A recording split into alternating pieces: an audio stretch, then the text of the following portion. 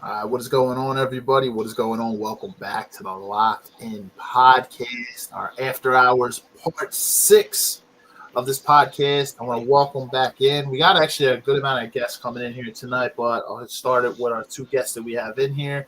Welcome back, my boys, returning guests, Bill Plymouth and Rob Laventure. Boys, what's up? What up? What's going What's on? up? What's up, everybody? What it do? What it do? I'm gonna take this this banner down real quick, Rob, so I'm not blocking you until other people come in. It'll shift kind of the layout a little bit. What's up, guys? So tonight's episode is going to be After Hours Part 6. We're going to be talking about respect inside relationships, marriages. We're going to talk about setting healthy boundaries, how to kind of go about that. And we'll also talk about something that's not talked about enough, how to keep sex interesting in the long term, whether it's a long-term relationship or if you're married. We're going to talk about that as well. Something that's not talked about enough, but, very, very important nonetheless. So we got us three here right now. We got about four more guests. Actually, we got one coming in now, and then we'll have three more coming in. Hey, Nina, what's going on? Hey, what's up? Hey, thanks for joining in. Yeah, no problem. Yeah, I think you remember Rob. I don't know if you've met I don't think you've met my buddy Bill. This is my buddy Bill, and then you've met my buddy Rob, I think. Hello. It's going. So yeah, we got three more guests that are going to be coming in as well. We're gonna have George and then his friend. Her name is Dominique, but she goes by Charli, so she's going to be coming in as well, and then. Also, Mario will be joining us as well. And then she's kind of tentative, but Desi might come on as well, my girlfriend. So we'll see if she comes in also. But yeah, we had two other girls and they had to kind of cancel last minute. So we're trying to keep the panel as even as possible in terms of men and women. But there are going to be more men in here tonight than women. This is kind of how it is. But yeah. I'm excited to kind of get started with this, and we can just get started, and then as people come in, I know George and Charli said they were going to be in probably about 9:15. I think Charli said George, around a similar time, and then Mario will be here shortly as well. But yeah, guys, if you're watching on YouTube or Facebook, if you're watching on YouTube and you're not already subscribed, make sure you hit that subscribe button, hit that like button. It really, really helps us out. And hit that notification bell to turn notifications on because we release new content every single week related to either personal development or to sports. And you don't want to miss it if you're interested in either of those two topics. If you're watching on Facebook, I'm assuming you're already part of the group, so thank you. Still, smash that like button because it does help us out. And also, guys, YouTube or Facebook, feel free to comment in tonight. Chime in with any thoughts you might have, any ideas, or if you just want to chat to say what's up, just type in. Really, really appreciate that. And then if you're listening on Spotify, hit that download button because that helps us as well. Anytime we get downloads on Spotify. So that being said, we can hop into it. I'm going to start with the more, not as like spicy type shit. I'm going to start with like the respect part and with the healthy boundaries part. And I guess we'll start that with like the first half of the show. And then we could talk about like keeping sex adventurous and all that type of stuff. We'll talk about that like towards the second half. So, all right. So respect and boundaries, two very, very important things in a relationship. Honestly, I don't think we've talked about this many times. I don't think there's love in a relationship without respect. Respect is very, very paramount. You can't really have love without respect. It just doesn't really exist. They kind of coexist together. So I'll kind of go around here. I mean, you guys can just chime in as you want. What do you guys think of when it comes to respect? What do you think is one of the most, I'd say, important things to establish respect in a relationship, or like some things that are important in order to kind of establish it? So, I mean, I'll hop in first. I mean, respect is acknowledging another person's viewpoint, when you're trying to, coexist. I mean, let's just say, for example, and I'm really bad at this because my ego is through the roof. But let's just say, I'm going back a little bit now, but one of my long-term relationships that I was in, I am very talkative. When I go out to parties and things, go out to or when I used to go to bars, I could make friends with the entire room. I would introduce my girlfriend at the time, but then I would, just jump. I like being the center of the attention. I like when everyone pays attention to me. I like when everyone's looking at me. She brought up the one day. She's like, hey, I kind of feel like you leave me out of the loop, or like, you kind of, you go and you make these new friends, and like, I don't know, it's like all of a sudden, like I'm not there anymore. And at the time, I was just like, well, I introduce you, I try to bring you in, but you kind of just sit there. But what I don't, what I was not taking into account at that point in time was that she's very introverted. Um, she doesn't like that kind of attention. She doesn't like me, throwing her into the fold. When we go out, she just wanted it to be us. Like she didn't want me making friends with strangers 17 seats down. Um, and that was, which is that's a small example, but that's something I didn't take into account. I had a hard time looking at that other viewpoint. Like, why can't we talk to people? Why can't we make friends? Why can't we do this? Why can't we do that? And instead of just saying, "Oh, okay, I understand. This doesn't make you feel great. You feel uncomfortable doing this. I'll avoid it when you're there," or I'll ease into it as opposed to throw you in with the sharks, like like I did. Um, but I didn't acknowledge her viewpoint, in that regard. So I kept putting her in a position where she felt uncomfortable talking to all these strangers. Okay, that's a good example. It's a good example. Yeah, it's sometimes we don't, like you said, like sometimes when we have such a large ego, we tend to we become like a little bit selfish, and it takes us like a moment to kind of step back and like realize, you know what I mean, like in those types of situations. Um, I think respect, it comes. I think one of the biggest things with respect, it comes also from action and kind of how you carry yourself too. So like even though like you recognize in that situation, right? You recognize you try to see kind of her side of it too and understand, right? And like I think being supportive is important, right? But I also think it's kind of how you carry yourself too. You know what I mean? People can't respect someone who like doesn't respect themselves. So I think when you respect yourself first and foremost, it kind of follows a little bit, if you will. I don't know if you have any thoughts on that, Rob. Yeah. So I have a few thoughts. So I think it's important that since we're talking about relationships, to different respect and love. So if you look at the definition of respect, it is the deep admiration or regard for someone or something stemming from their quality, achievements, or position. So that's basically saying like respect is to regard someone, to admire someone based on who they are as a person, their qualities, or their character.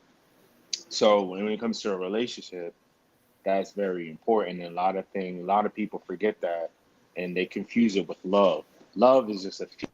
It's how you make somebody feel.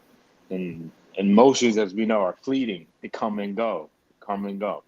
So a lot of people are like always looking for love, but I think within that love, respect, because respect, like I said with the definition, it's a regard and admiration for who that person is.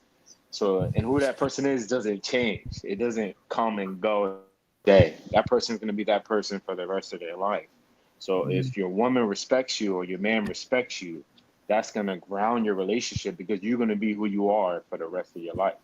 It's not like love that comes and go. Like she loves you one day and she don't love you the next day.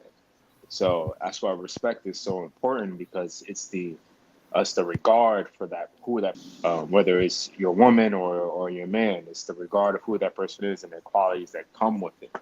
And if we refer to that, when you regard about their values, every action you make, their who they are comes into mind in terms of the actions you're going to take for them or with them. So if your woman, when she takes actions, she's not going to do certain things because of her regard and admiration for you. Someone can still be selfish.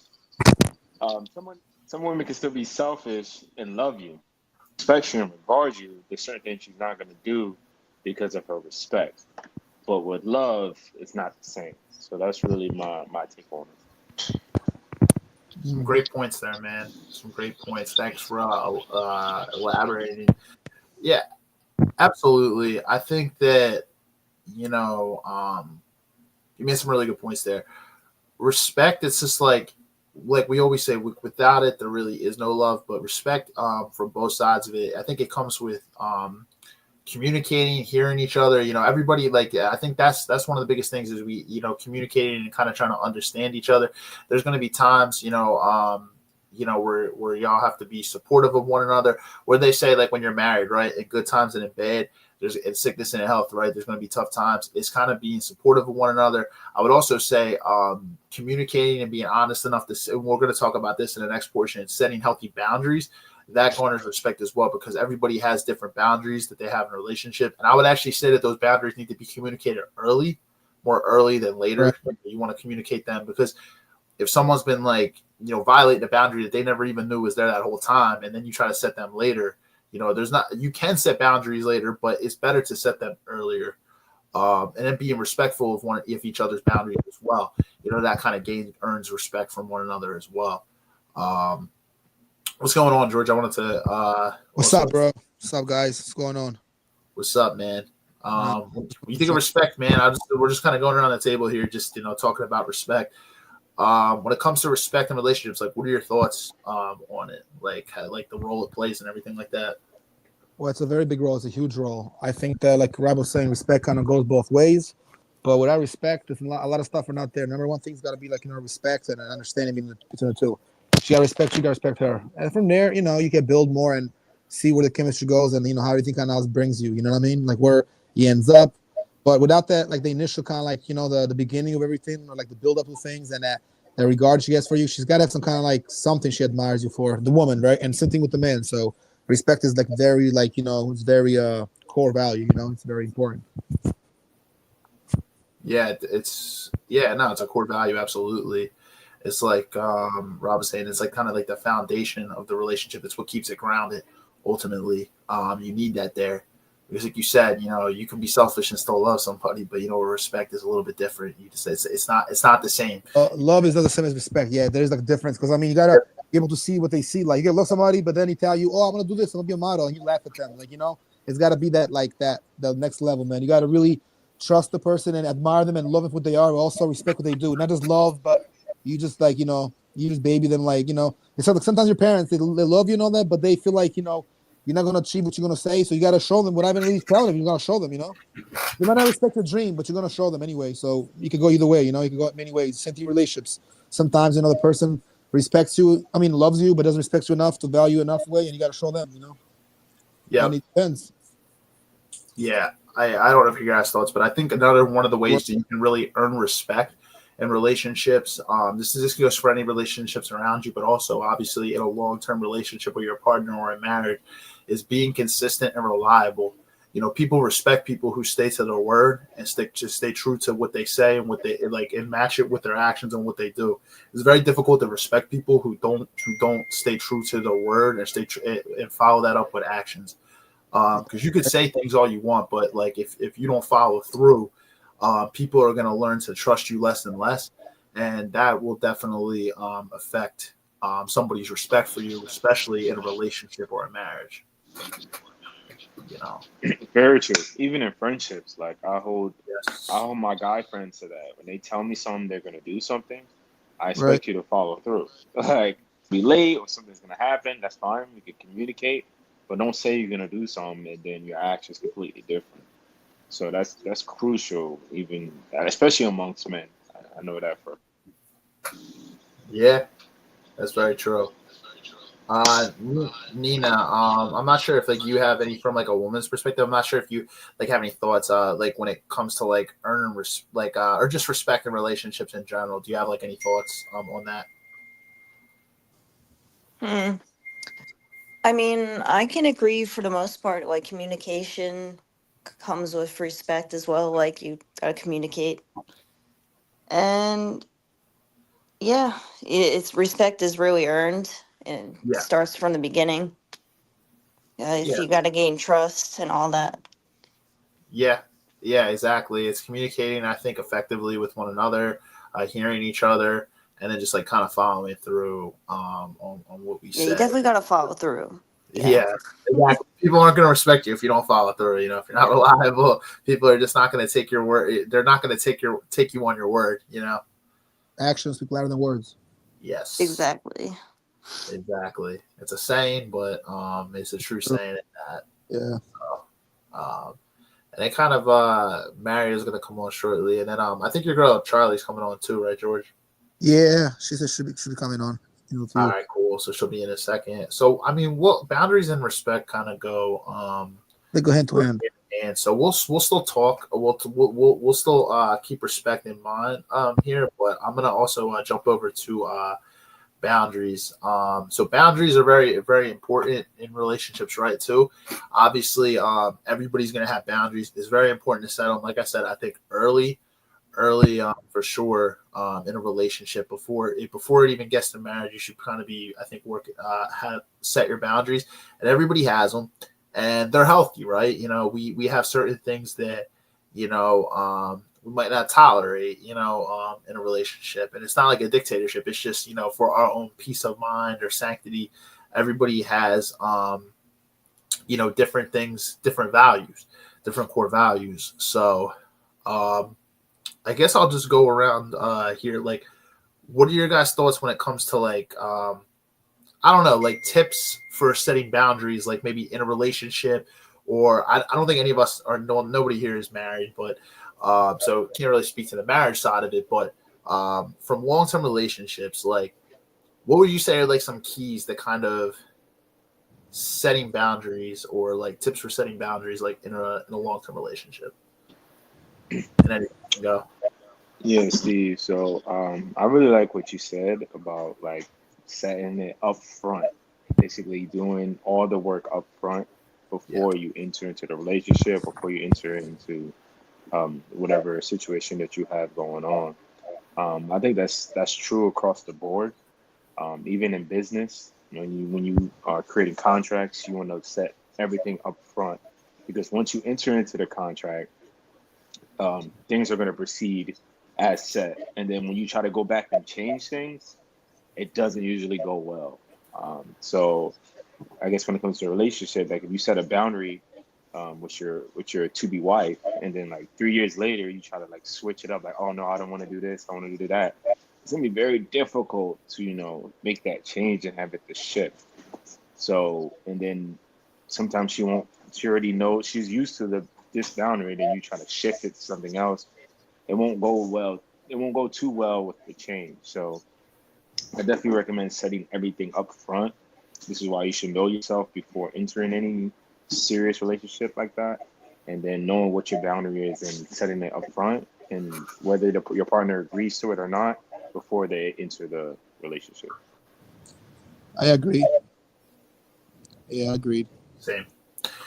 Yeah, it's Rob made a really good point there. I think it's important to really understand yourself and know yourself before you enter into a relationship with somebody else. You need to kind of know what your core values are, what your beliefs are, and everybody's different, right? You know what I mean?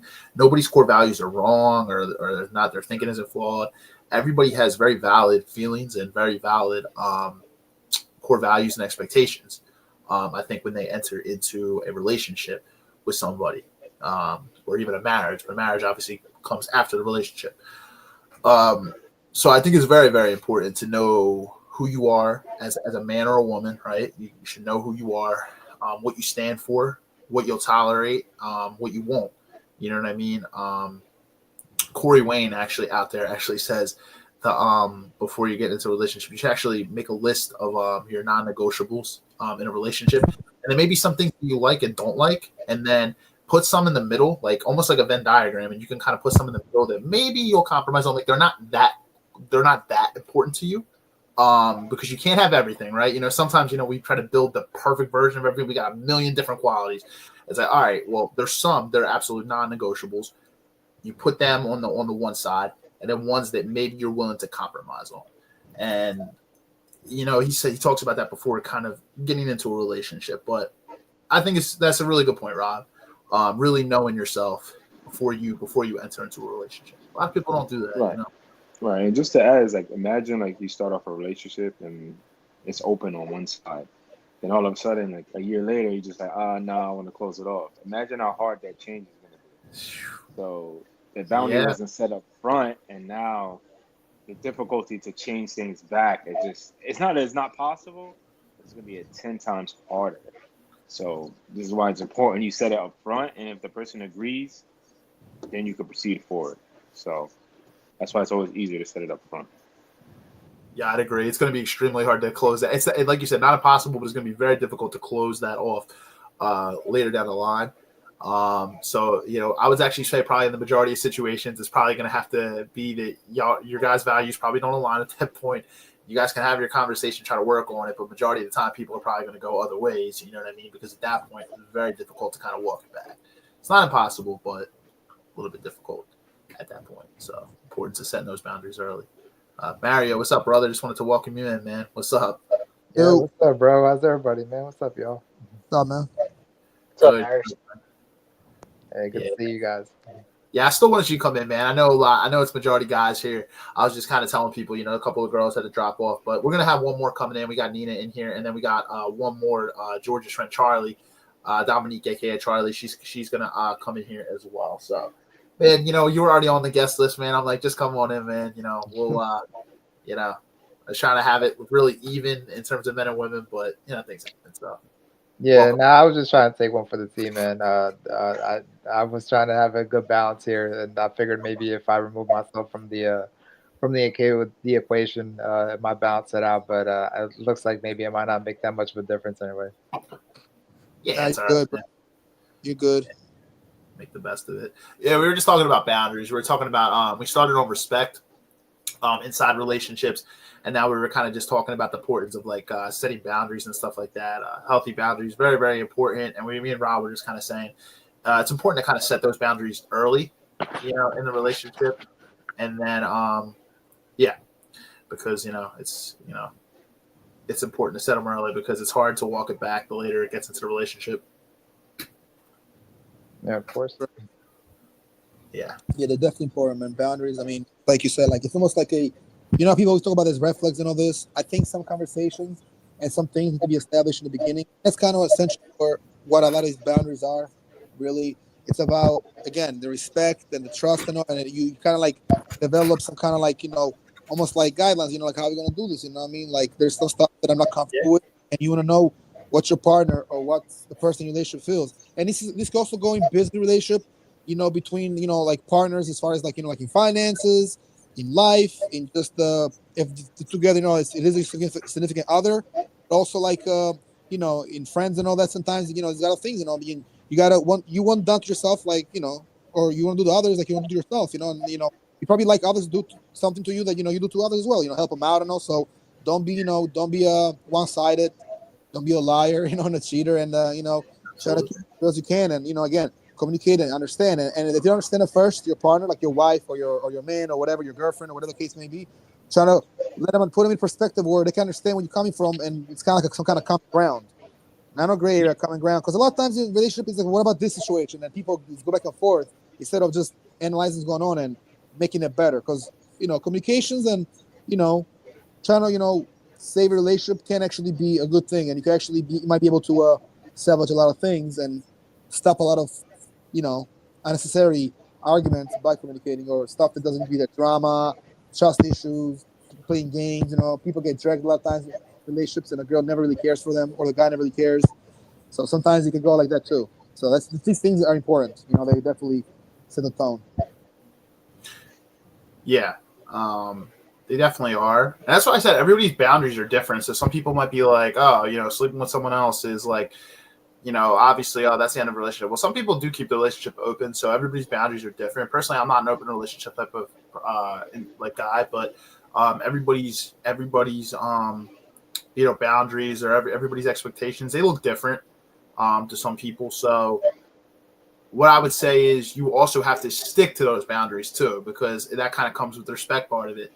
If you say one thing as a boundary and then your partner pushes that boundary, you have to be willing to stand on your principles as well.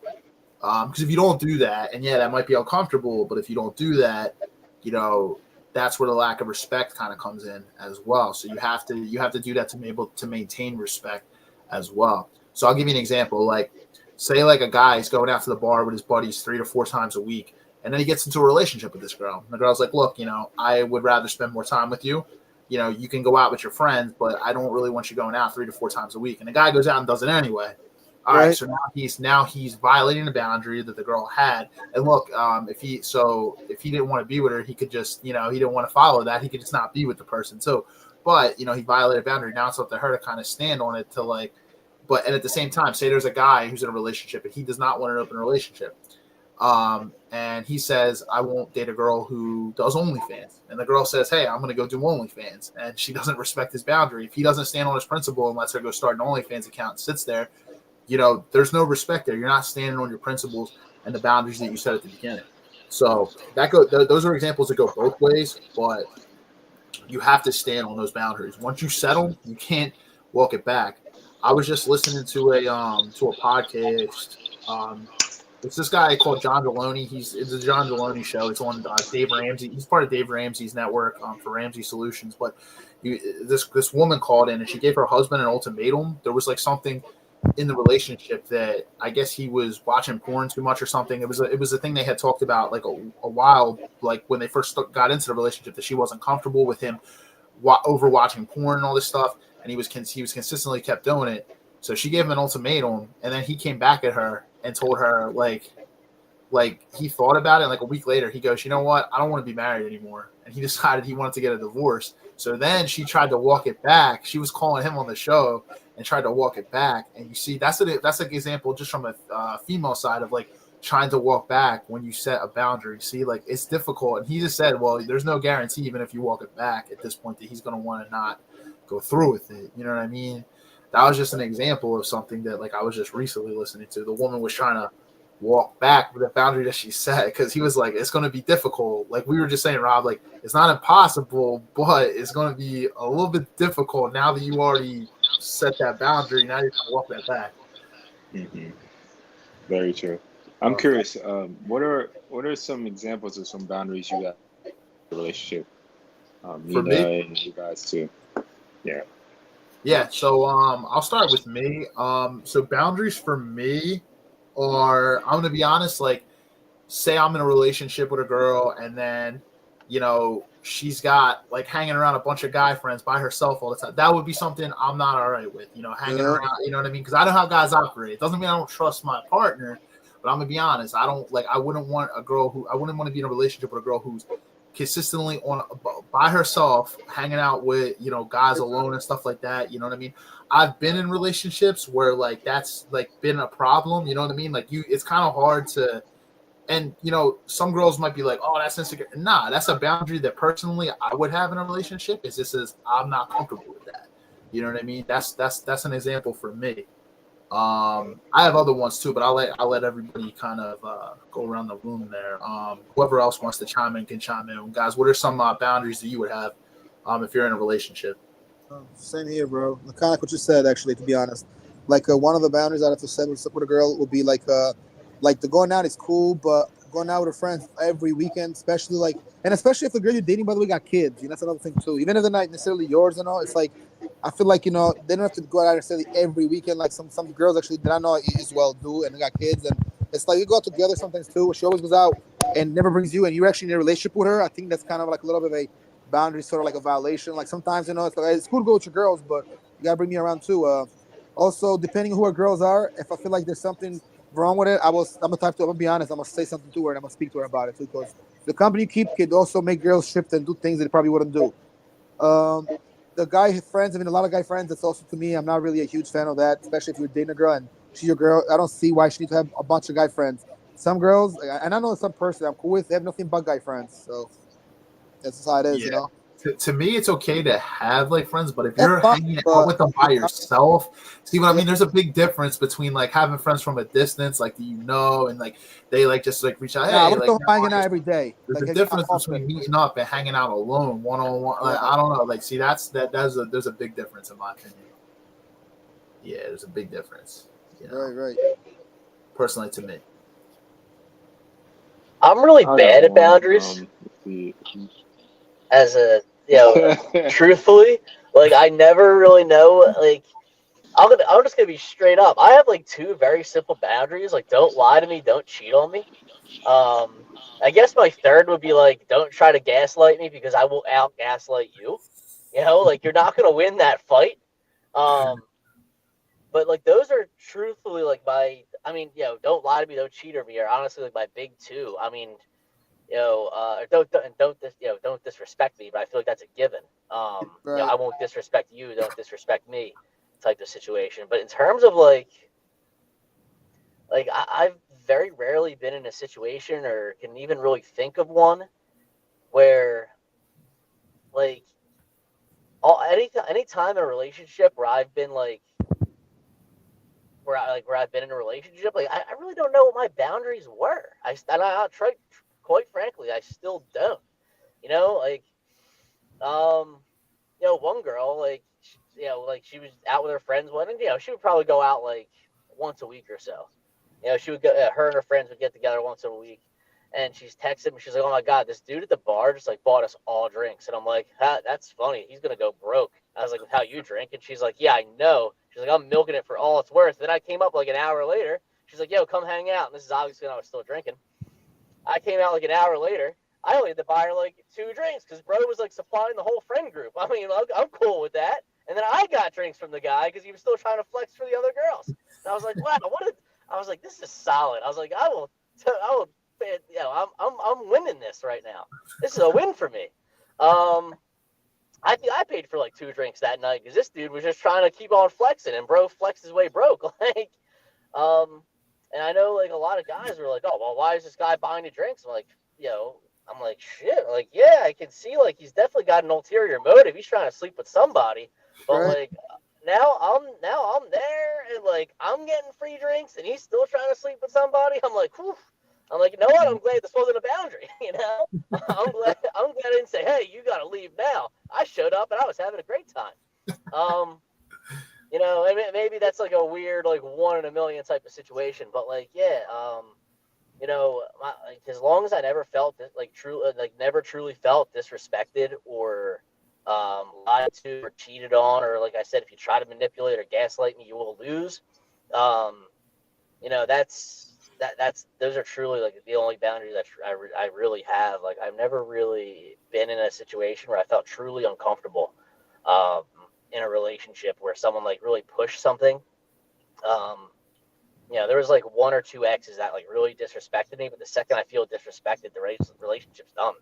Like I don't do like, oh okay, like I let that slide. It's like a no. That was a huge overstep. You should like that's like a common sense thing that you don't do. We're done type of situation. So that's really it. Like I was honestly like waiting for some like solid boundaries so I could copy you guys because I don't know what the hell mine are. I'm honestly in the same boat. Don't worry about it. Oh, thank God. Not the only one, bro. It's sometimes it be like that, because you don't probably sometimes people don't really talk about it. Like they'll get it in a relationship, they'll talk to somebody, but they don't never really have those kind of conversations to kind of to address a few things, boundaries and all that. But I mean, yeah, that's a kind of common one. I mean, not like don't lie, don't do something you want to do yourself. Be as real as you can. Don't put somebody's feelings, and don't leave somebody hanging. I mean, but there's more than that too, though. But this is one of the common ones, though. And people these days, Yeah, the boundaries, so like people don't talk about boundaries no more. It seems like everybody just does what they want to do. yeah, one for you. At least this is one of mine. I don't do big girls trips. When you're in a relationship with me, ain't no big girls trips going on. In terms of like a trip, like girls trips, they go when they're single.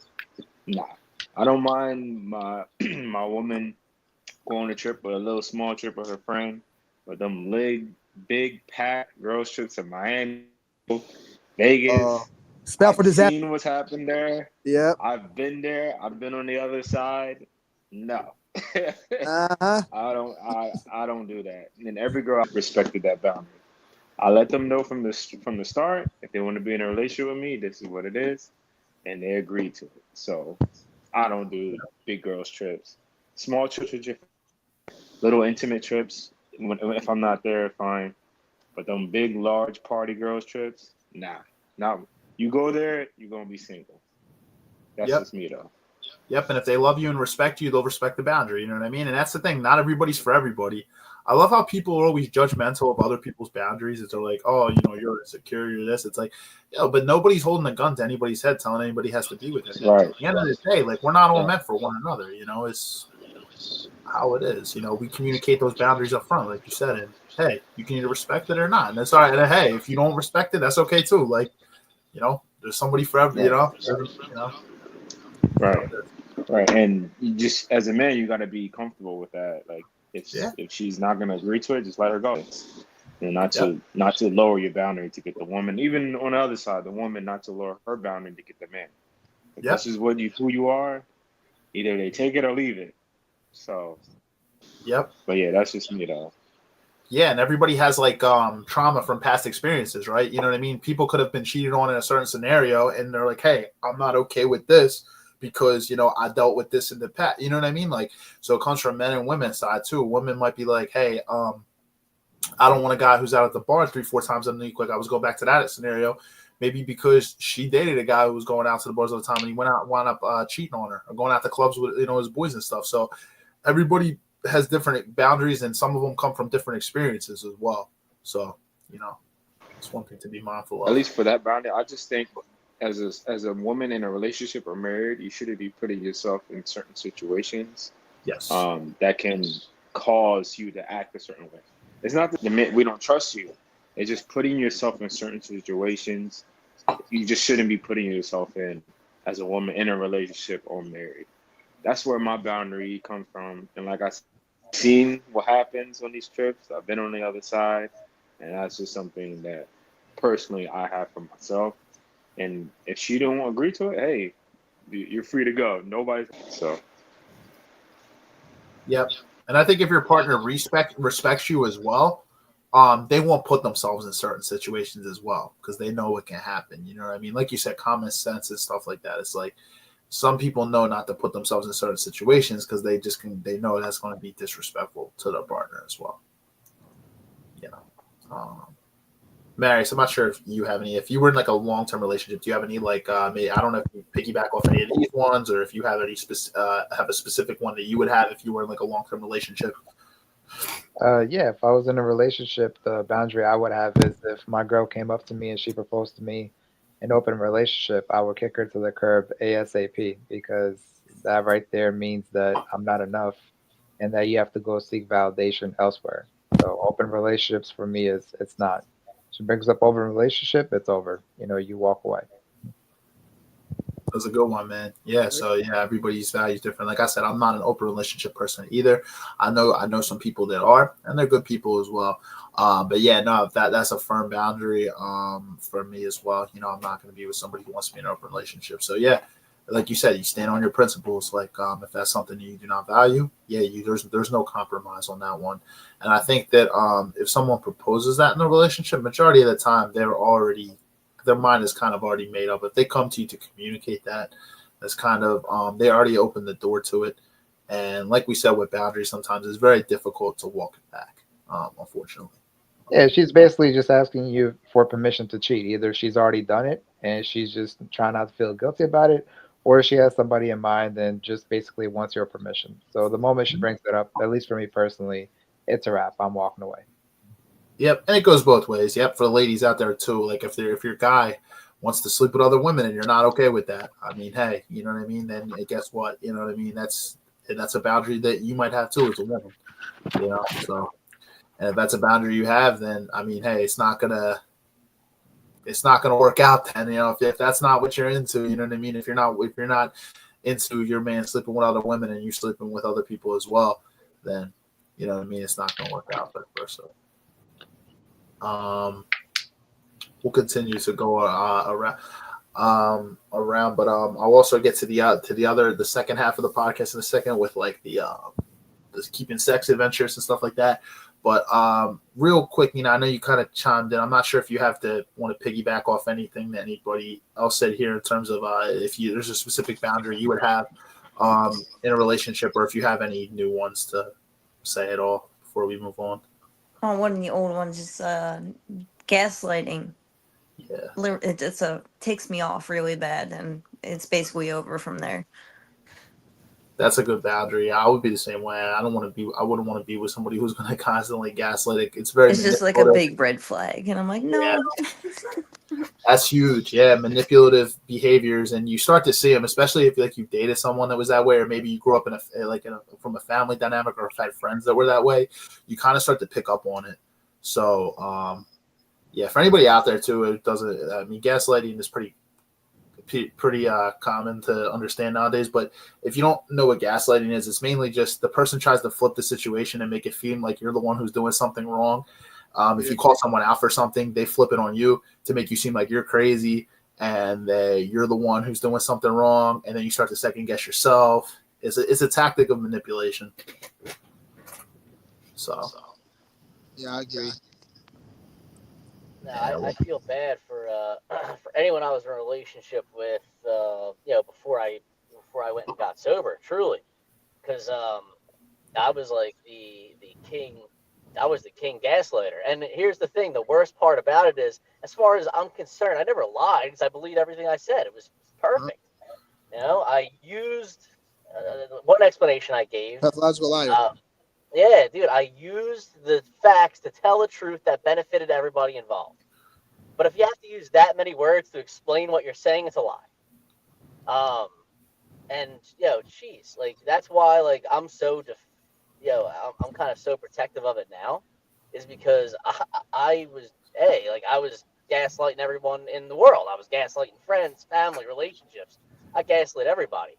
I gaslit every single one. So I can pick that up real quick, and I will out gaslight anyone. But the second I sense it being done, like I'm trying to separate myself, not from that behavior from me, but also just out of my life in general. Like that's a huge red flag, gaslighting. And I love red flags. That's one I can't tolerate. Yeah. Phil, I can tell you like red flags, man, from like some of the stories you've shared on some of the previous episodes. Phil's the red flag king. Yeah. Hey, man, red flags are just flags. They're cool. Flags are painted red. Oh. Yeah, George. I was going to ask you before we move to the second half. Is Charli still coming on at all? I haven't really. She said she's still trying. I don't know. She must be having some trouble, but Shoot her a text. Get her butt on here so she can. Join in. Trust me, she should join this conversation. It's isn't time to join, but I don't know. She might be we were both on the phone with her. She said she was coming in like half hour ago. Yeah, she must have some trouble with the phone. I don't know. She hasn't said anything, but if she comes, bro. You invite the people in the party into the wedding. Whoever shows up is a different story. You bring the horse to the river, keep a drink. That's a fact. Well, we'll go to the second half then. Yeah, I'm not gonna, what I mean? Wait, and then if she pops in, she pops in. I just sent her the thing a few times. Right. I mean, I'm lucky I'm even here, so. All right, so yeah, I anticipate we'll probably be at the latest another 30, 40 minutes because I mean it's not like I know some of the episodes have gone like 2 hours, but we don't have enough people for that. I doubt it's going to go near a full 2 hours for the. But we'll keep it. Oh wait, who's down there? All right, Charli are here. Here, let me remove this real quick. Hey, Charli, what's going on? Can you hear us? It's loading. Oh yeah, her thing's loading.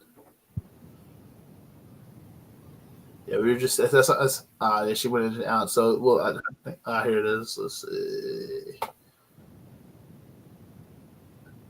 It might be the connection. Probably the connection. Oh, that's funny. We were just speaking it now. So the timing is on the money. That's funny. We spoke about it. She showed up, but I hope we can get her to join because I don't know. Like maybe it's the Wi-Fi. I don't know. I mean, yeah. Well, as she's getting situated there, we'll go to the second half here. All right, so this is one that's not talked about enough, and it's what a lot of people struggle with. I feel like the longer, deeper you get into a relationship or a marriage, so to speak, for sure, the longer you're in, especially you're married for decades, it's one of the toughest things is how the hell do you keep sex adventures inside of a long-term relationship, inside of a marriage? It's one of the things that becomes very, very difficult. we'll go around and we can just like talk about like what your guys' thoughts are on it. You guys don't have to have a specific scenario or anything. I think one of the biggest things is you have to communicate with your partner, but also I think you need to find different ways to do different things. I would say, find a way to get a weekend away. I would say like a date night, a hotel room, something like it kind of spices things up because it takes you out of your environment. You're not in the home. If you have kids, it gives you an opportunity to kind of get away. You can kind of role play, sneak away, have some fun that way. But that's one of the things. That's one of my ideas. I would say. Sometimes it's easier said than done. Find that time to get away when you have kids and stuff. But you have to make the time. You have to communicate. You have to think. You know what I mean? Because in the long term, if you're not communicating and talking with each other about it and finding ideas to kind of what excites each other, and new adventurous ways to kind of excite each other, it becomes repetitive. So, yeah. So I would say find time to, take a weekend trip, travel, do something, even if it's just getting a hotel room for a night, role playing, doing some fun things to, spicing things up in those ways. That's an idea that I would have for some people out there. I'm not sure if anybody else wants to just chime in from there. I don't have to just specifically go around, but I think the same thing. You could definitely spice it up. I mean, like you said, go do like a day night, something like what they requires or it revolves around like a dinner and maybe like somewhere to go and take her somewhere nice, like maybe down shore. The mood and the scene could definitely help with that. And, it doesn't have to be often, but you can do it enough where, it makes things exciting because you got to kind of reinvent yourself in relationships. A lot of people save their marriage relationships, again, by, doing the simple things, keeping it simple, reinventing themselves, going out there and, treating your partner a little different, taking it somewhere nicer, somewhere they've taken it before, doing things that you haven't done for in a while. Sometimes girls want like flowers, and sometimes guys just want something simple, like maybe like a getaway or something.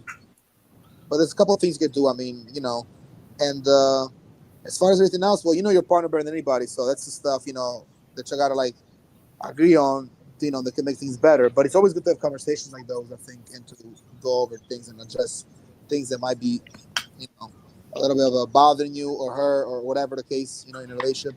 Things that might be a burden, something that's, don't feel comfortable. Once you feel comfortable keeping it real and talking to them and vice versa, that's when things, get better, and you got to adjust things. Keeping it in is one of the worst things, or not saying anything at all, Mm-hmm.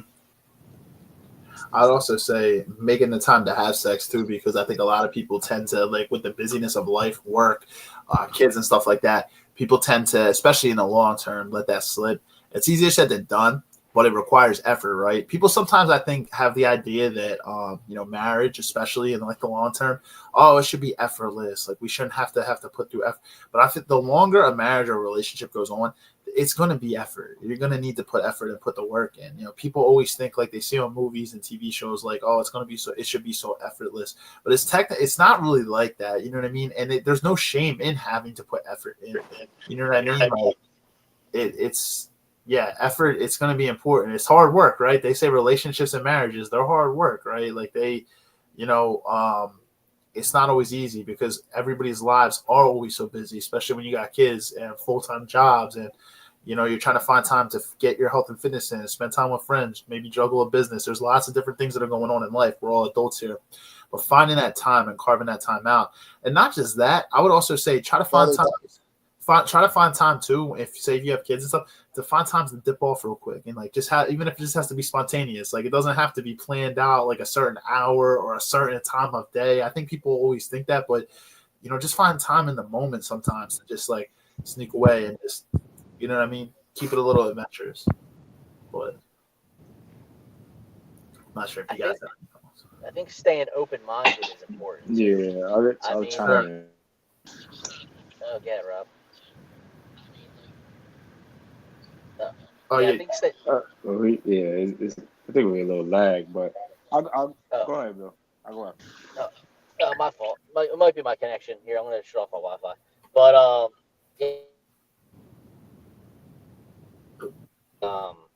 is important. It's like I've truly, when a girl I was with was like, hey, I want to try something, I only ever said no once. And yeah. And I phrased, and I'm gonna quote exactly what she said. She's like, "Yeah, I want to." She's like, "I'll make you question your sexuality." And I said, "Wait a second, I don't want anything like that. That just sounds unpleasant for me. Sounds a little weird. I'm sorry. that's a hard line for me. No, no thanks. I question it every time I see Marius. I'm like, oh, wait a second, but so I can't be pushed over the line here. That was truly the only time I ever said no in that situation. She's like, hey, I really want to try this. Or I've been thinking about doing something like this. I'm like, all right, yeah, give it a shot. And and same thing, like when I've brought things up, there's been times where girls are like, yeah, I really don't want to try that, but a lot of times they're very receptive if there's a level of communication involved. And that's really helped in my situations that have been longer than like a year or so. So keeping an open mind in terms of that is pretty. And obviously, kind of reverting back, you have your boundaries. Like there are things that, like, hey, that's a hard line for you. Like questioning my sexuality is not like, something I intend to do. Like when that's a hard no for me. But like, you have your boundaries, and then a lot of people are gonna have their hard no's. Like, you might not want to like, go hook up behind a dumpster of a Wendy's where there's like dirty food. Yeah, public, but it's gross. So don't feel pressured to do anything, but at the same time, keep an open mind. And I think that's helpful. Yeah, definitely. It's definitely important to keep an open mind. But like you said, we have boundaries too. It doesn't just have to be boundaries into like, we were talking the types of boundaries we were talking about earlier. We also have sexual boundaries too, when it comes to that too. So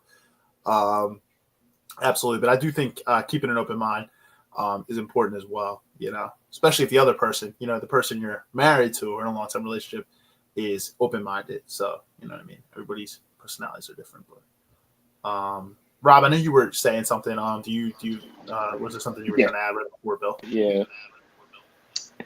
So I'm not married or haven't been in like a 10-year relationship. So kind of speaking from an outside perspective, but I guess keeping the relationship spicy, keeping the bedroom spicy and all that. And after like years and years and avoiding stagnation, I would say it's yourself, and then basically continue being the guy or the woman that when they met you, continue to be that person and continue to progress.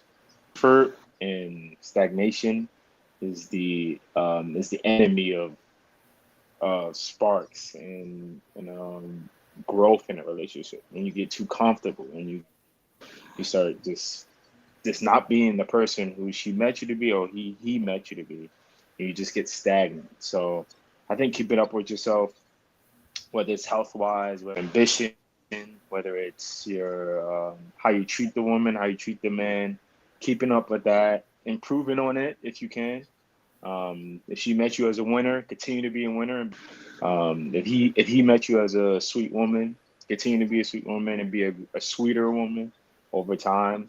And just like, I think doing that, keeping up with yourself and not getting stagnant, will greatly allow that fire to keep burning over the years of the relationship. I think that's key, because if you continue to do all of, be a valuable person to your partner and also to other people, and other people will want you, but because you're locked in with your partner, it shows how valuable you are. So I sense in that. Yeah, that's a good point, man. It's a point I really hadn't really thought about. Absolutely, yeah. We always want to keep elevating, like you said, if being the man or woman that we first came to know, inside the relationship, but always be elevating, because that's the thing, when we get so stuck in our routines and it's very, very stagnant, right? We become so predictable to our partner, right? We become so predictable to one another. And that can lead to boredom as well. You know what I mean? It's we see, we live together, see each other every single day. We become very in tune with one another, right? Like the longer you're in a marriage or relationship. And I agree with you, Rob. I've never been in like a 10-year relationship. Obviously, I'm not married. My longest relationship was 2.5 years, and even my relationship now, I've been in for almost that same amount of time. So I haven't been in anything that's been 10 years or anything like that. We actually were going to have a guest on here that's actually been married for a long time, so it would have been really, really good to get her perspective, to hear what she would have to say. But yeah, no, I agree. I think you always need to be keep growing in life, keep elevating, keep increasing, because that increases the value. It keeps the sparks there, and love and respect. Right? We were just talking about love and respect. When you love and respect your partner, you're going to continue to remain attracted to them, because that's where that attraction kind of comes. When you love and respect each other, that attraction comes from that. But yeah, I think that's really, really important, and that's a really good perspective, man. Mario, do you have anything to add to that at all? Like if you were in like a long term relationship, any like ideas of like what you would think? Yeah, I mean, possibly, date nights, making it spontaneous or whatnot, trying not to do the same things over and over again, because it's like you said earlier, that's what eventually leads to boredom, and just trying out new stuff. I mean, the more new stuff that you try out, the better it's going to be for the relationship or whatnot. Because the last thing you want is to get stagnant. And I think, when you get stagnant or whatnot, it could, eventually lead to problems. So if you continuously be spontaneous from time to time or whatnot, and you throw some surprises in there, it could lead to a better, healthier relationship moving forward. Mm-hmm. I agree. I'll give you an example, guys. Like say like you and your girl, and this could be vice versa for the woman too. Like say like you guys are just so used to like on like Fridays having like your little pizza night and like a little movie night in and stuff like that, and like that's like your comfort zone. You're at peace like in your home and stuff like that. But you've heard for a while like your girl is interested in maybe like going out dancing or something like that.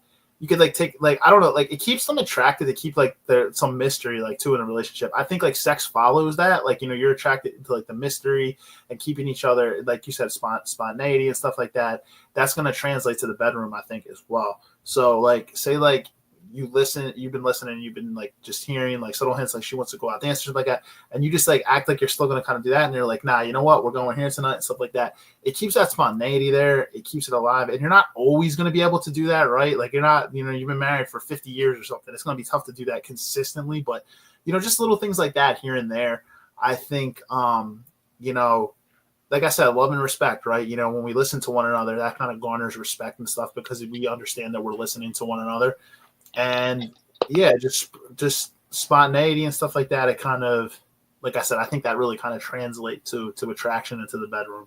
So finding little ways to do that. It can, but I think it's also challenging because, especially if you're in a situation where, like, let's say you have kids involved and you're always busy with work or whatnot. I mean, I think for some people, man, it's really, really tough to create like that free time in order to get to the spontaneous. So like that's like it's definitely a challenge. Like it's definitely something that you have to figure out Definitely.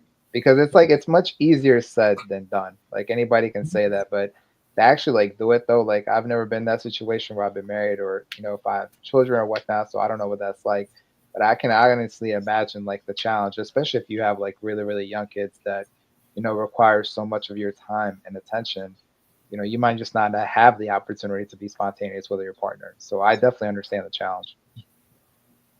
Yeah, it's tough, man. It's not, and that's why I think it's also very important to communicate, of how your partner, like, like how they're feeling and stuff and like how, different things. And I think that's really important. You have to have those conversations. But yeah, no, definitely easier said than done.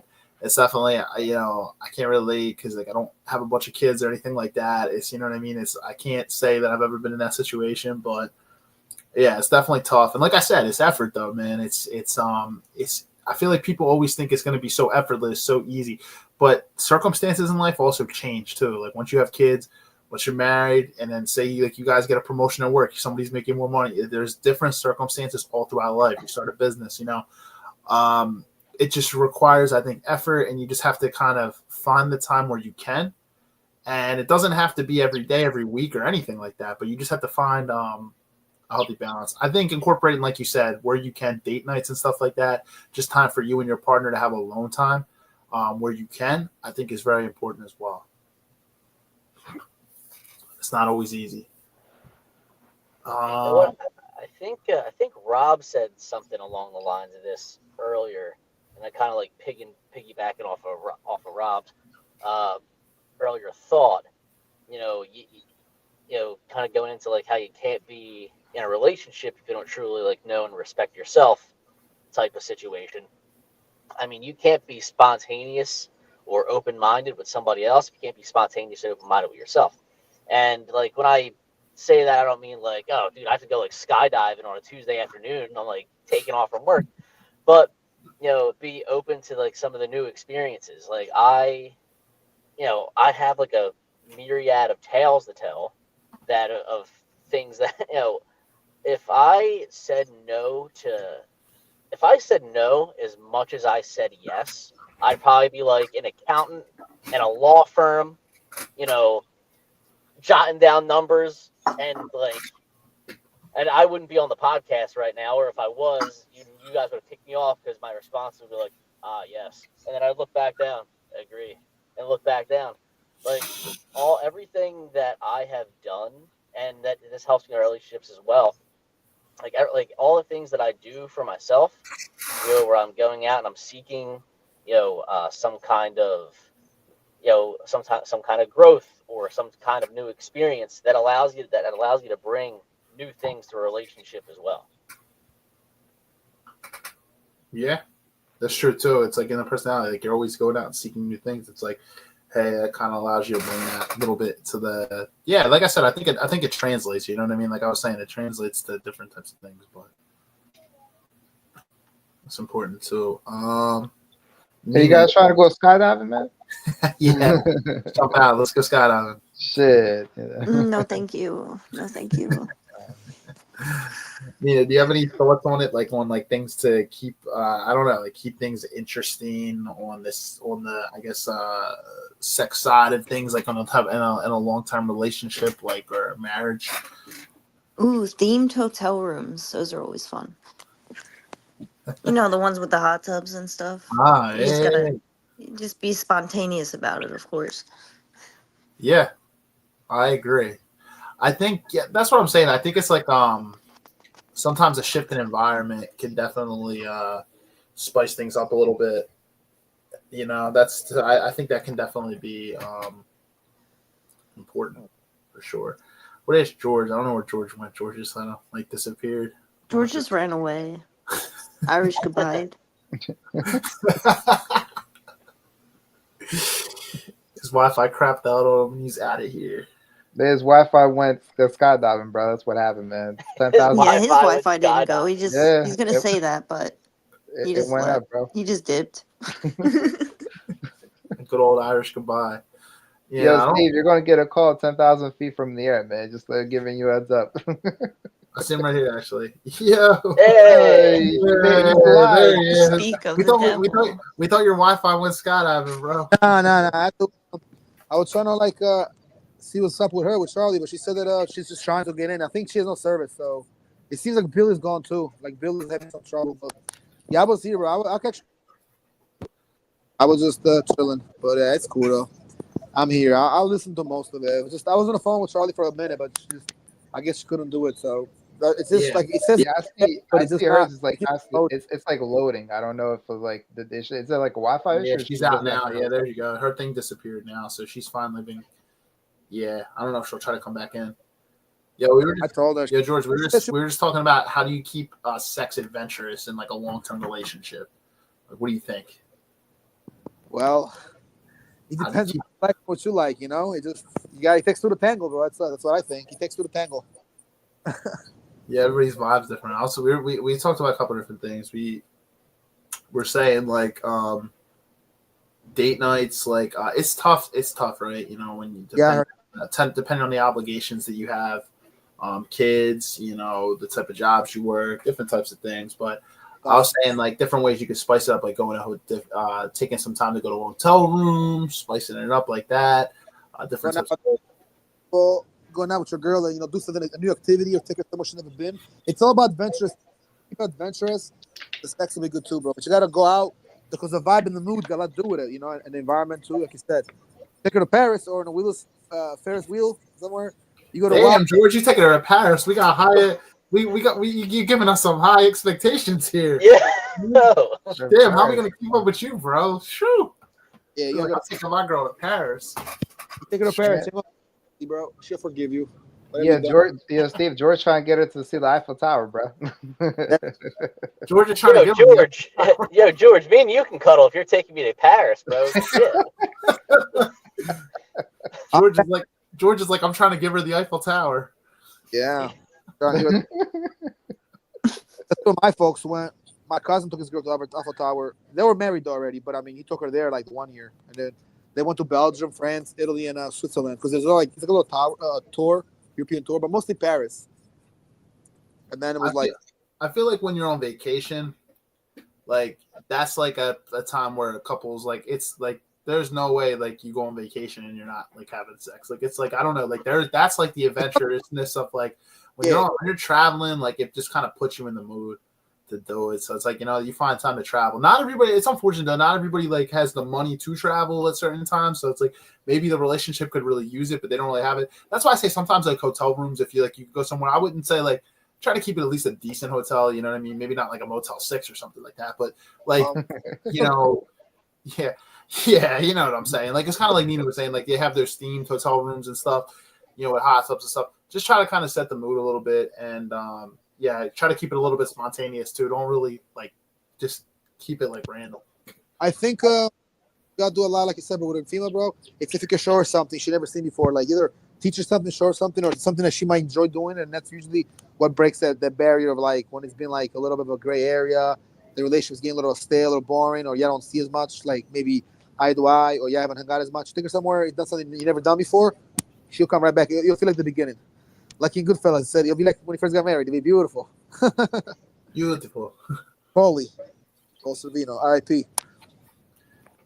Yeah, but I think it takes, some time. I mean, with relations, bro, it's like everything else. I mean, I've noticed it too. It feels like it's almost your mind is getting boring, but it's not getting boring. But you got to change things around a little bit to make it exciting again. And it's easy said than done, but there's things you can do for sure. Like you said, vacations, some alone time, just like a walk with your significant other. You think somewhere cool, a dinner, a movie night, just you and her. Like you said, the kids, you can just, take them somewhere. You should pay a babysitter if you have to sometimes. People do that too. They get babysitters or somebody they trust with the kids. It's very important. And then take them the night off. You just go and take some time off. You need to get away and disattach yourself from life every time. I know guys that are married at 10 o'clock. They go in the house. They don't come out. They don't come out for nothing unless they have to, absolutely. Shut their phone down. Just chill, read a book, spend time with their loved one or loved ones. I mean, I know guys that do that too, Guys that are married, guys that just, want to be very focused. Being outside in the dark at night, it's unfocused. It's also like it could be, tough too, it's dangerous too. I mean, like the nightlife could be very unfocused and it could be dangerous, especially if you have somebody else, but you're going out on your own. If you in a nightlife like that, bro, but you're having a significant other, you're always out every time, it can cause trouble. Not always though, but it can sometimes, often. Yeah, absolutely. Yeah, no, it's true. I always say too, if you're like around the house or something, try to keep it kind of random. Sometimes random. It's like it doesn't always have to be planned out. You figure out time to sneak away real quick for like a quick session, just something quick. It's like you figure out ways to do it. I feel like that's not planned. It just kind of happens in the moment, and you just find ways to, you know what I mean. You just find different ways to, do different things. But I think communication is critical too. Like you have to talk to one another about different things. But even when it goes to the bedroom, maybe trying different things, like different positions, different things. But like you communicate and you talk with your partner, and you do different things as well. And that's just critical. To add, I think, in my opinion, planning is good to some extent, but you don't want to be like literally like booking bedroom time. I think that's like so anti-seductive, and that's gonna work against you. I'm telling you, as men, we think it makes sense, but I know for the women that is like very anti-seductive. It's not almost like too and it's much. Yeah, it's too robotic. Because we think differently, right? Like we think like logically, like we're booking out a time. But for women, a lot of times they want to feel something. Like they go off emotions. So they want to feel something. They're not going to really feel that. Like we're carving out 7:15 p.m. Got to be in the bedroom and have sex. It's like, and it kind of feels weird. I'm not going to lie. Like you're just like it's like okay, we're in the bedroom. Like there's nothing spontaneous about that. Like it just kind of feels like I don't know. Like yeah. So I highly recommend against that booking it. Just like we all been saying, keep the sparks going with dates or whatever, hotels, being spontaneous, doing different things, I would even, changing yeah. the environment. The Hmm. environment plays a big part. Def- But yeah, don't go about booking sessions. That's crazy. Yeah. I would even say the subtle things like touch throughout the day. You know what I mean? Like just subtle things. Like your girl's like getting your kids things ready for school, like real quick, boom. You just like you know what I mean? Like you like kiss her real quick, or you like do something, or you like you know what I mean? Now how like they always have the joke where a woman's cooking in the kitchen and the guy goes by and he smacks her ass. You know what I mean? Just like right. like as funny as that is, it's like the small little things you kind of escalate touch throughout the day. And you know what I mean? Like it's just I don't know. Like there's just something about that. Like it's just like escalating touch like here and there. It kind of you know what I mean? I don't know if you guys can kind of relate to that, but it's just kind of builds up that anticipation a little bit more. You know what I mean? Throughout the day. That's true too, bro. That's like an old trick. But I mean, people you rarely do it. Like, because when you see a woman, like a beautiful woman, like his wife and all, cook and clean, and you kind of check her out, Yeah. and it's spontaneous. You just go. You see so many like older couples that like kind of live like roommates, right? You see it all the time. Like it's unfortunate, but like they go to a point where they like live like roommates. Like they barely touch each other. There's like not even like a kiss, not even a kiss on the cheek, nothing. Like there's no affection between the two, and you can tell that they've been accustomed to living like roommates. That's why I think like physical touch and just the small things like the small things honestly I think translate to the bigger picture. Yeah, that's very unhealthy though, man. If you're like married and you're not sleeping in the same bed, I don't. Me personally, I know I couldn't do that. I mean, Yeah, I don't. Well, what's the point of marriage and what's the point of being with somebody, man, if Right. you guys are That's kind of weird. sleeping in separate beds, doing separate things? I'm like, if you guys are gonna be roommates, you might as well just part ways. yo, for real, I could just have my boys living at my crib for all that. I Yeah, just have my exactly. I'm boys like, like shit. I just have my boys living at the crib for all that. I mean, shit, just have your fucking friends over. It makes no sense. Like, I mean, I mean, for real, for real. I mean, it really just doesn't. But you see it all the time. It's just unfortunate, but you see it all the time. Yeah, Um, because people tolerate it. yeah, That's the problem. People tolerate it, man. People get away with it because the other person tolerates it. You put your foot down, be like, all right, cool. Either we're sleeping in the same bed or you can get the fuck out. Which one do you want? And then yeah, just go from there. And I'm yeah, like, but that's the problem though, man. A lot of these issues, it's because one party tolerates the other. One yep. party doesn't want to hurt the feelings of the other, and that you just can't do that. So I'm like, if you're gonna be married, I'm like, you gotta sleep in the same bed, you gotta do things together, and if not, what's the point? 100%. You like at that point, like it's just I don't care how mad y'all are at each other. Yeah, y'all can fucking sleep in the same bed and turn to the other side. It is what it is. Like at the end of the day, we're sleeping in the same bed together. We're sleeping in the same bed. I don't care. Like nobody's sleeping on the couch. Nobody. We're not separating and sleeping in different rooms. Nah, if we're married, we're together. We're sleeping in the same bed. Like hey, we're in this together. That's where it starts. The small shit, like, oh, I'm gonna go sleep on a cat. Like that's where the shit starts. That's where that cycle kind of becomes, like you said, people become so tolerant to certain things because they don't, like you said, they don't want to hurt the feelings of the other person. But that's where it goes back to the boundaries thing. You have to be strong in what you set because it's easy to talk about these things, but these things are much more difficult to actually put into action, right? Because we Oh, it's become very sensitive to the difficult. feelings of other. You're right, very difficult. I mean, I can imagine how like those conversations will go whatnot because that could make or break a relationship. Yeah, Most people they just want to settle, like they don't want to lose the other person, so they yeah, don't want to. That's why it's so difficult to have those conversations because they know if like okay, if I say this, they could walk out the door, but you have to allow them to walk out that door if that's what they want to do, because otherwise you're just going to be like you said, you're going to be very very unhappy. You're going to be sleeping in different beds. You're going to be doing different things. I'm like, Yeah, that's when it starts. what? The signs show up. It's over after Yeah, that. Man. Probably after that. like the red flags will be there. You just have to look out for them. hmm It's good to talk But about each other's just self. just to push back a little bit on Marius, you could chime back in. I think with some marriages and some relationships, you have to understand there's other factors in play, like kids, family, and people don't want to destroy a family because they're not happy. So I think that's something that, at least in the modern age, I feel like people do too much. They try to destroy a relationship real quick just because they're not happy. And we have to remember that happiness is not always the first thing when it comes to family and marriage and all that. But convenience too. So, right. So we can't just, oh, I'm gonna break up my family because I'm unhappy, you know. It don't work So that easy. yeah, and I feel like in the modern age we do that way too much. Than in our parent generation, how they used to stick through it and work it out or push it through. Yo, yeah. So that's No, no, that's my pushback a little bit on that, Mary. yeah, no, I understand, and I think that's like that goes back to like communication though. Like you have to communicate with your partner, but I'm just saying if you go throughout a long period of time and you're not sleeping in the same bed, that right there is a cause for a bigger issue because you then need to figure out, okay, well, why is this not happening? Because as I said earlier, that's not very, very healthy. Because if you guys are not sleeping on the same bed, what's the point of marriage? Like if you're not sharing those intimate moments with each other, then why the hell get married? I don't see the point of that. But sometimes, man, you have to be able to put yourself first. Like I understand, like, you know, shit happens and certain situations can come about and whatnot, and obviously that's why you have to communicate. But if it's like a long period of time, like if you're not, like if you haven't slept in the same bed together for years, I mean, to me, that's like really, really messed up. I'm like that right there is like you have to figure out, okay, well, what's the issue with that? Well, like what's causing that? What's the problem? And then go forward from there. Yeah, I agree. They should be working towards a resolution or fixing it.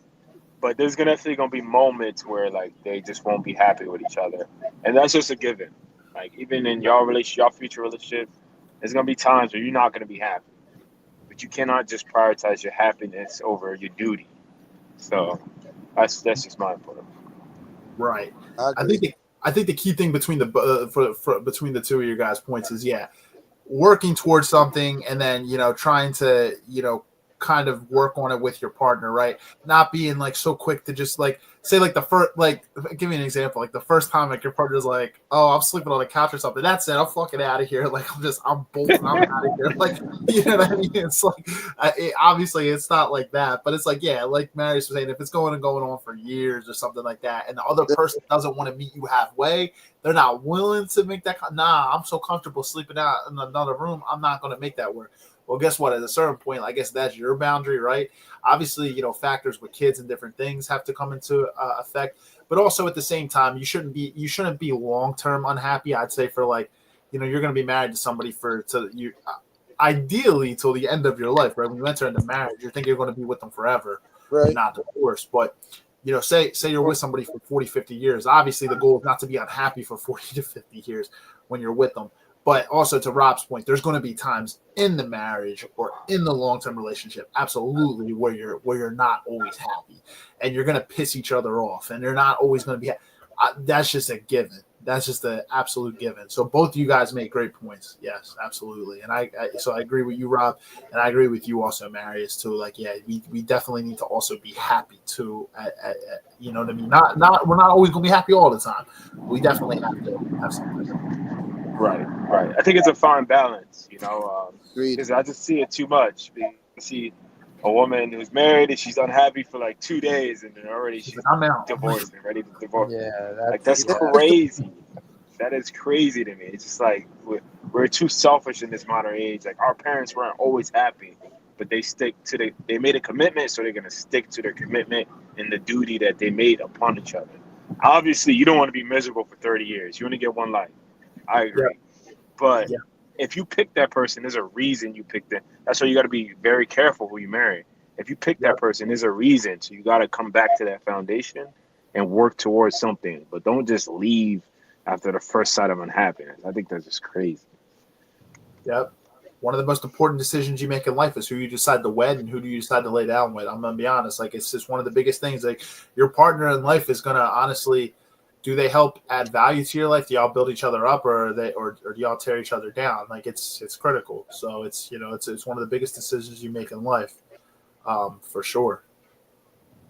So it's important to choose wisely. But you guys are both right. Like, our parents' generation, they more so stuck it out, whereas nowadays people go off emotion. Like you said, somebody could feel something for 2 days and be like, "I'm out, like I'm done," and just throw something away, and then then they regret it. You know what I mean? They're so quick to jump the gun, and then like not all the time, but a lot of times like they regret it, and then it's like things get said that you can't take back, and it's like, hey, you destroy something so quick based off of a whim and based off of emotion.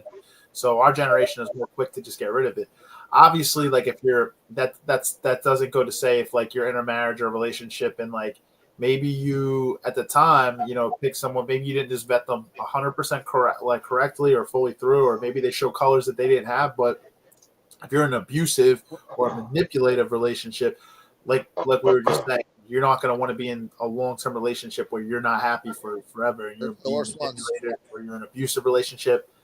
Obviously, we do not condone any of that. You know what I mean? Obviously, that's a whole nother scenario. But Yeah, well, I mean, you also have to understand, man, we're living in different times. Like our grandparents' generation, man, like that generation was very, very good at communication between the both parties. That generation didn't have social media. They didn't have all these distractions of the modern world that are now today. Obstacles. I mean, yeah, they stuck it out and they worked things through.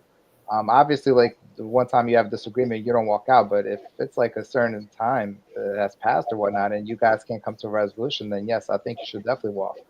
But I think with the advent of social media, like that's why people are so quick to pull the trigger now, because they see their own face. Exactly, there's so many options. So like the moment that they feel unhappy or whatnot, they have to go seek that validation somewhere else. See, in our grandparents' generation, bro, there was no Facebook back then. There was no Instagram back then. So if they wanted to seek that validation, they couldn't get it. They had to, work it out. They had to communicate with each other. And I think now in the modern world, man, that art of communication between one person to the other, that has been lost. And, social media, I think, is hugely to blame for that. Yeah, I agree. You know what? This is where I'm gonna throw a little pushback here, and I feel like at some point, who's after us? Gen Z.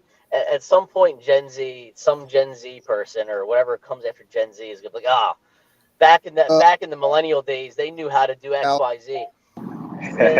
There's always like in this past generation, and this past generation, and this past generation, each generation had their flaws. I mean, let's just go back to the 1950s, like nuclear household, with the white picket fence. The dude went to work and made a living, and then the woman took care of the house.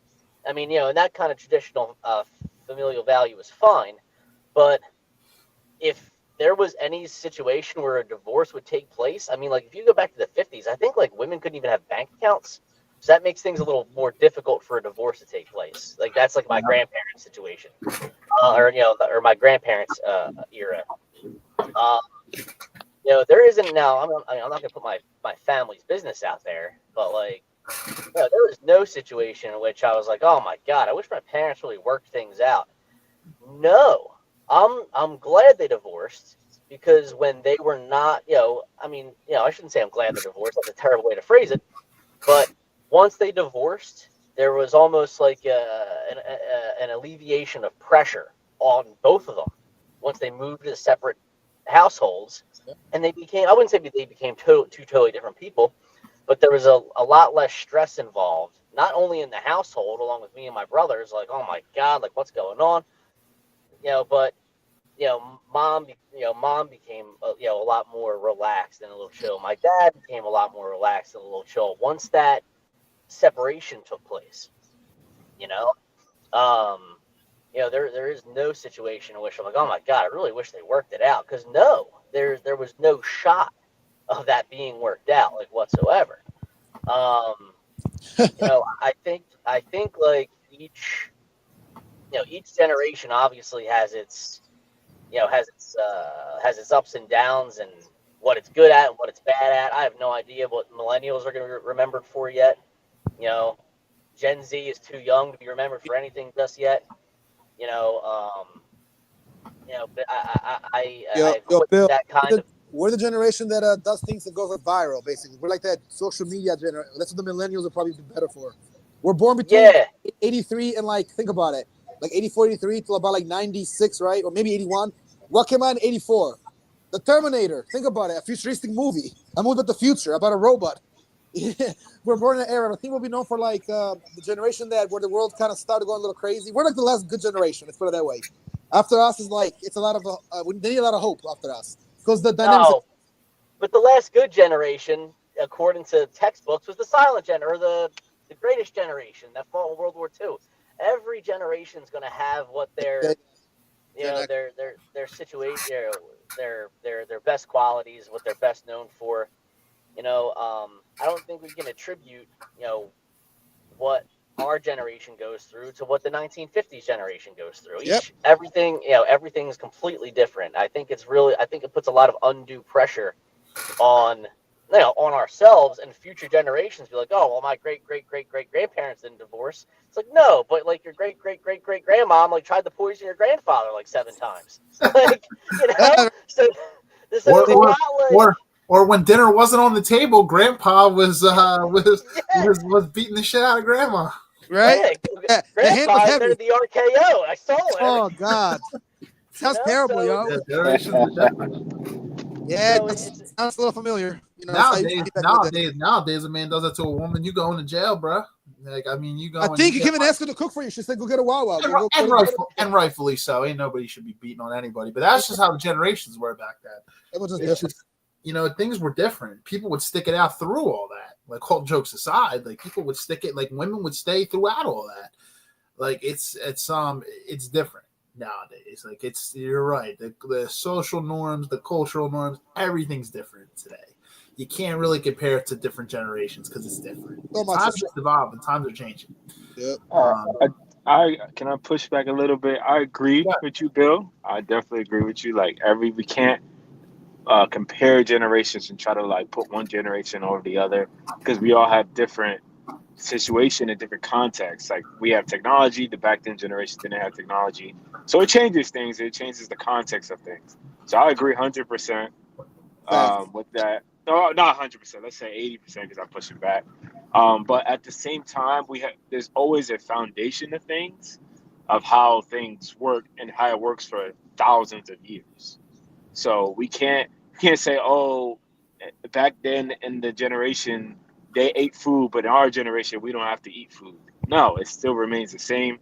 Human beings need food to survive, so that stays the same. So what we're referring to really is more the family dynamic and how nowadays people are so quick to break up a family over trivial things and not sticking to their commitment. That's kind of what we're harping on. We're not harping on somebody that's getting beat up and then they're staying in a relationship. No, that's an exception. We're referring to mostly how in our generation people are quick to leave because of obviously the invention of social media. They think they have so much options. They want to live a life that they think they should have based on what they see in social media and things like that. So while technology was a great thing for our generation, there's some negatives that come with that. And as we can see, it's affecting us. So that's really what we're kind of harping on, how we just not, in this generation, we're not sticking to commitments due to the delusion of options, the lifestyles that we think we should have, and things like that. So that's really what I'm really harping on. But I agree with you. We can't try to compare the past generations, try to put it on us because it's a whole different context. I agree with that. I guess you guys remember when I went on that whole thing about the cake? I think I just did the whole thing about the cake again. Where Rob said he can't have your cake and eat it too. I said, well, dude, what's the point of a cake? I want to have the cake to eat. And Rob was like, you're thinking too much into it. I think I was just thinking too much into that. So I think, I think I missed the point a little bit. Yeah. But pushback's good though. That's good. Yeah. It's good for us to challenge one another and everything. On different things. I think it's good. It's healthy. That's how we. That's how we have good conversation. And get to see each other's perspectives. So it's yeah, and I agree with you both, and I think Rob with the point of like. Yeah, I think that it also like with a lot of like everybody thinking with the grass is greener thing. I actually think it leads to more unhappiness with people. People tend to think that there's more of a grass is greener type of thing, and then what happens majority of the time is they go and they leave. They're so quick to leave a relationship that actually they find out that grass is not greener on the other side, and they see what they're out there looking for actually isn't as great. So you could have had a really good relationship with somebody and you throw it away for temptation of just what else is out there, and dating apps, social media. That's the one downside. You know, what were you gonna say, George? I said all the temptations out there and all these things make it harder. So, like Rob said, a lot has changed. The context has changed so much. You can't even compare. You can't compare what's going on now to like probably not 20 years ago, or like like 20, 18 years ago, let alone like 45 plus 30 years. You know, it's so much has changed, but people's mentality has changed because the world has changed. So the mentality is like, people say that this generation is brainwashed. It's not just that it's brainwashed; it's just that the people are thinking different. The concepts has just changed so much, and bring back to old values. That generation. I'm not saying they knew it better, but they did it. They did it good because look what's going on. It's a generation so lost. So I'm gonna say the old generation did it better. Period. Well, the older generation was more traditional. They Yeah. were more traditional back Well, then. exactly. That's what I'm saying. Yeah, That ties in Yeah. with this. that's been lost now in the modern world. Right. And I think it worked for thousands of years. And we just now, with Yep. our shift in generation, we don't know how it's going to work. We kind of see the results, how like a lot of people not getting married, a lot of people, unhappy. So we kind of seen the results. We don't fully see it. But I feel like with the older generation, we have history of thousands of years of how it worked, and that's just something that's foundational to humans. And that's why I was kind of harping at, just like it worked for so long. Like, I feel like it's something we should think about.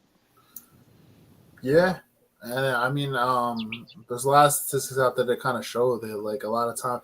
So traditional isn't for everybody, but for a lot of times, people who are in traditional long-term relationships, it kind of does correlate a lot of times with happiness too. Like, people tend to think that, they're going to be more happy, like, with all the different options, things out there, but like, it, like, literally with stability in like a household, a traditional household, there's a lot of people that, like, it sometimes literally translates to happiness too. Not for everybody. Everybody obviously isn't doesn't always seek magnanimous relationship or anything like that. Everybody's different, but I do agree that I think that there are certain principles, you know what I mean, or certain ways things were done, you know what I mean, and there's certain structures and foundations that were built. But in this day and age, a lot of people stray from that. But this is a lot. This is with the norms, the social norms, and everything like that. Like we said, with the advancement of technology, social media, and everything, people when they're unhappy, they can just flip on their phone and just go on a dating app and just start swiping and just try to match with somebody, and then like try to keep it. Like, now you got all these terms like sneaky link and all these other things where people are just sneaking around in the behind the scenes and just Back then, people are sticking still, but it was just there's more terms now because it's become part of a culture. It's just, we're living in hookup culture. Who can have the most, fun? Who got the most girlfriends? Who can get like the guy with the most money? Who can leave the guy and have another rebound? It's all rebound culture. The mentality back then, it was about you work it out. You take some time off, you go the next day. You could possibly stick around more. Now it's like very like Marius and Rob are saying, things can be expendable these days. What it also does is it destroys the family too. Like out here doing this too. A lot of people don't understand that the foundation of your family is like. That's one of the other things is like people are so quick to destroy like their own family, like over like just like I said, all these types of things with social media and dating apps and stuff like that. That's another thing. The families a lot of times will stay together in the past, whereas today, like, you just see the divorce rates are just skyrocketing. It's crazy. It's just like the amount of divorces I've even seen in people in less than a year getting divorced is crazy. Like, I've literally seen it myself with people like maybe not super close around me, but you just see it like maybe some people you're just friends with on social media and you're just like, wow, like they just got married and how like all of a sudden they're divorced, because a lot of people sometimes put their business out there and stuff, but it's just crazy. It's just today's day and age. It's like people are so quick to pull the trigger instead of actually working through things. And yeah. And like Bill said, like sometimes it's inevitable. Like his parents, like it just has to happen. Yeah, and that makes sense. That makes sense. Like there's always exceptions for rule, and that's why I think we got to do the work up front and be very careful with who you marry, so you can have something to go back to when things are rough. So, Yeah. but there's always exceptions to the rule. Some things just have to happen. So Select well. Yeah. Sometimes people's personalities change and different things change. You know what I mean? There's always exceptions. But I agree. I think what you do is you try to, choose as carefully as you possibly can. Essentially, I hate to say this in terms of relationship, but essentially hedge your bets. Try to make sure that at least you're, what I mean? You're trying to at least to your best ability, and your best knowledge of how much you vetted the person to marry them. a sure thing, essentially, like somebody that's going to be with you for a long time. Nobody goes into marriage with the intent of divorce. I mean, nobody would get married if that was the case. Nobody, I think, is going in with the intent of divorce. Now, there obviously might be some, again, exceptions to the rule, some sneaky circumstances where somebody might be trying to marry somebody for money and then divorce. So some exceptions to the rule. But I'm going to say like 90% of people, 95% of people who get married obviously enter into marriage because they intend to be with that person for the remainder of their life. So, but unfortunately, I don't really see those rates coming down. I'm going to be honest, those divorce rates, I just think they're going to continue to go up. As these generations evolve, and I don't really see it going backwards. But all you can do is do the work up front for yourself.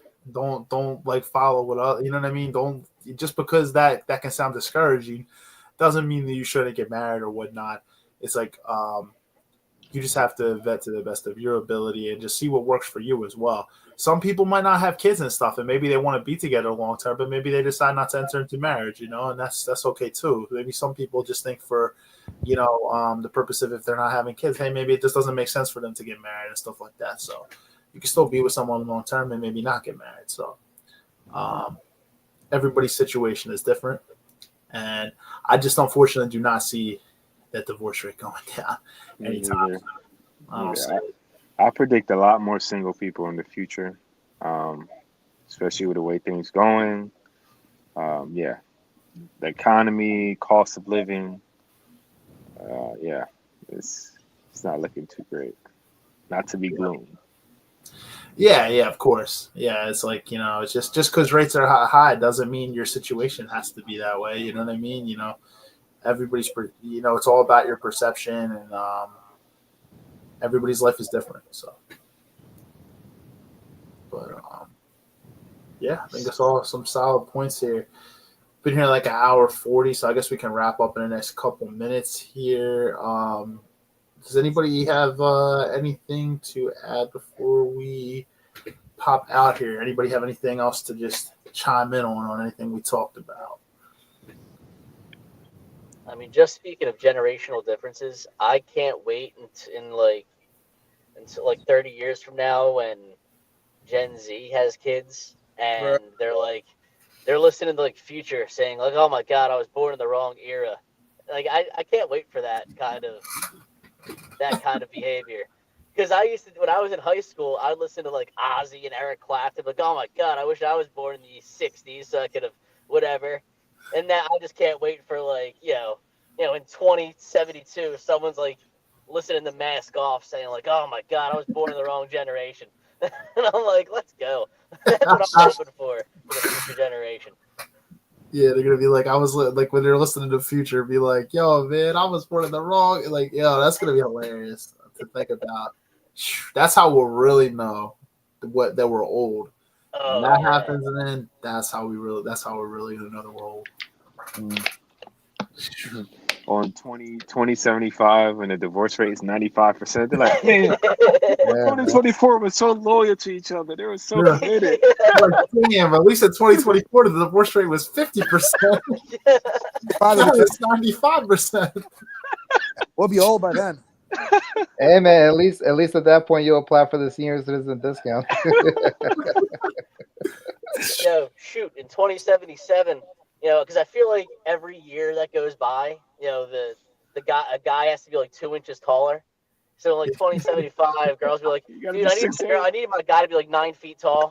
You gotta make 30 figures.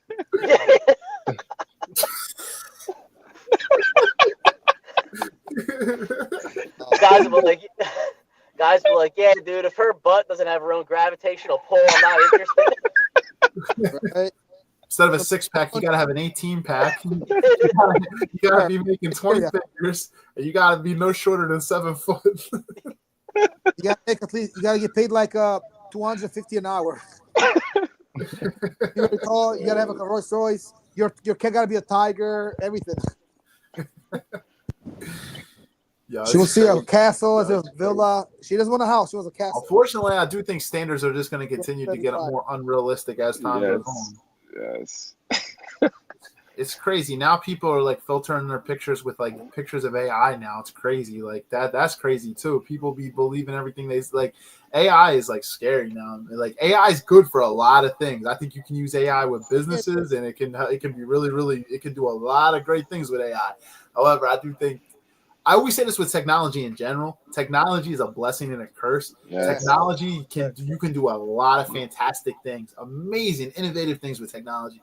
But there's a lot of evil that comes with it too, and a lot of BS that comes with it. So a lot of deception. Look at all the scams online and stuff now. Like that, those things. More like, than ever. It's easier for people to scam people. Like more than that. There's a lot of negatives that come with it. So a lot of fake news, crazy. reality, fake stuff. People just do it just because it's fun, and they put up these AI pictures or videos or generate even voices. They actually have voices. You might hear a voice says like Donald Trump. It's not Donald Trump. It's an AI generated voice. And I saw a video on this, and this guy that actually does this kind of voices called his mom to prank her, and it wasn't him that he called her mom. It's actually me this time. Like he can copy your voice, bro. AI is a whole other topic for another night. We need like 3 hours to talk about AI and bring out somebody who understands AI. I know a guy that actually works with like AI. He used to come to the club a lot back in maybe like a few years ago, and I met him there, and he was telling me about it. But like you said, Steve, it can be good and bad. I mean, AI, if you use it the right way. I wish we had it like when we were graduating like high school and college, because we could have definitely done some good work with it.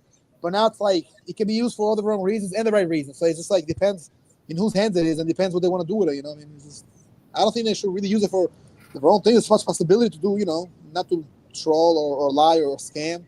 Everybody makes money these days, but some people are gonna do anyway. I mean, there's no need to use it kind of like behind the scenes to be slick or have skeletons in the closet using AI to do something you shouldn't be doing, to trick people, to get what you want in a bad, sleazy way. It's being honest. Yeah. Blessing and a curse, man.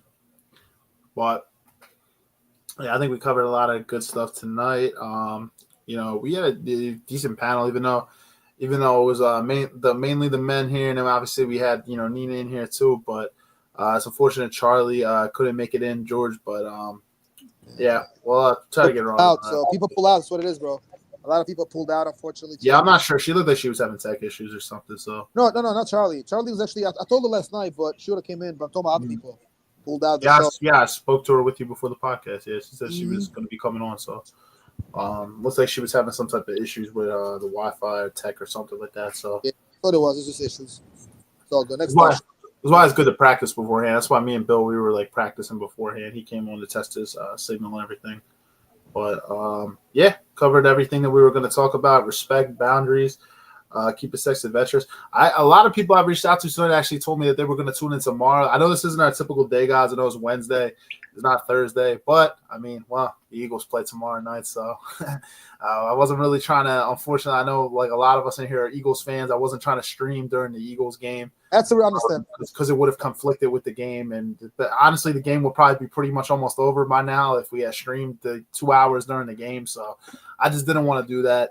So anybody who tunes in tomorrow or like watches like after the fact, what any comments that you have, just comment and I'll still respond. Again, hit that like button. It helps us out a lot. And if you're on YouTube and not already subscribed, hit the subscribe button and hit turn notifications.